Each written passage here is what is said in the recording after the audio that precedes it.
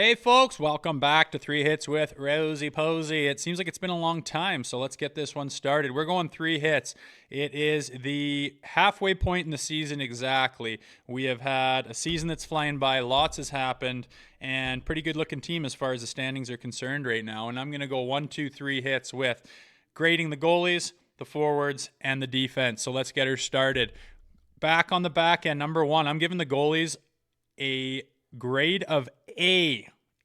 There's room for improvement, but it's solid. I mean, a lot of storyline coming into this season with, what Kyle Dubas did bringing in these two guys. A lot of naysayers, a lot of people thinking that it wasn't good enough. But, what were the alternatives? You could keep Jack Campbell. He's not having the best season. I think if he was in Toronto, it would be more of the same, and people would be wishing Dubas made some moves, and he made moves. And these guys are standing in there very, very well. I mean, it's literally as good as we can ask for. I can't imagine people complaining about the goaltending situation in Toronto right now. I mean, Murray's got a 2.57 goals against average and a 9.16 save percentage. Very similar with Sammy. Both of them playing 16 games, 2.29 goals against for Sammy, and the exact same 9.16 save percentage. That's solid. Don't forget about Eric Kallgren there early on when we didn't have anybody. He bailed us out a lot. And, in 10 games, he had a 2.67 and an 8.98 save percentage. And I think he got a lot of points on the board that allowed this team to be up there in the standings the way that they are. So don't forget about him. And it's nice to have that depth in the goaltending position. And, I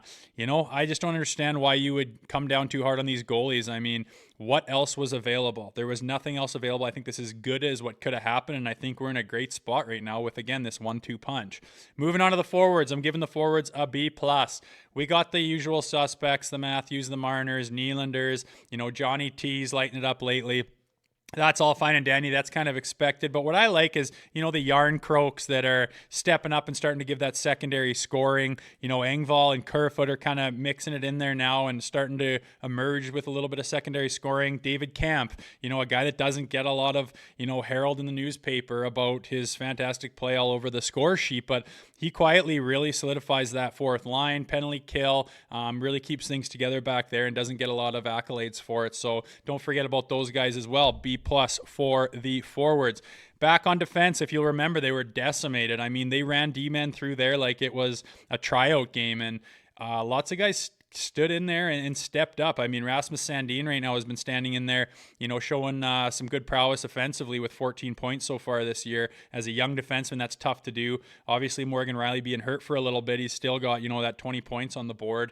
And, Gio, my favorite defenseman on the team right now, he brings that caliber of defenseman that was Norris worthy, a few years ago. He's got that experience, and I really think he's valuable in the locker room. Love him blocking shots, standing up for teammates, playing big minutes, and eats absolutely nothing out of the salary cap, so you can't forget that. When Jake Muzzin goes out like that, it was really difficult, and I think this D-core deserves a lot. That's why they're getting an A as far as what they did to help keep this team on the rails early in the season, because it could have gone bad. They could have dropped so many games and gotten themselves way behind the 8 ball as far as the standings are concerned, and who knows what happens after that. All of a sudden you're looking at wild card or who knows. So, big props to the defense for keeping them in, and let's keep some healthy bodies going here right now. But like we said, the season's gone by so quick. We only got halfway left, but if the trends continue on where they're going and constantly getting better, I think they're going to be in good shape for the playoffs. What do you think about that, Nicky boy?